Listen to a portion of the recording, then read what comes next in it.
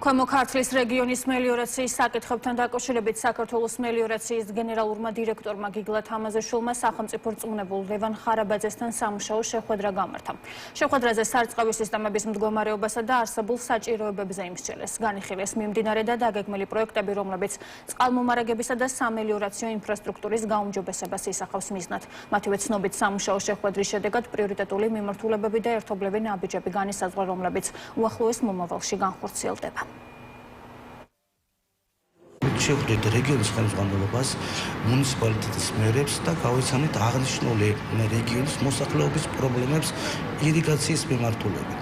მოვისმინეთ ის საკითხები, რომელიც საჭიროებს სწრაფ გადაწყვეტას, მერებმა წარმოგვიდგინეს ის პროექტების ჩამონათვალი, რომელიც საქართველოს მელიორაციამ 2026 წლის გეგმაში უნდა გაითვალისწინოს და განავითაროს. მოგიხსენებათ, რომ სარწყავი სისტემები სოფლის მეურნეობის განვითარებისთვის ერთ-ერთი მნიშვნელოვანი და პრიორიტეტია.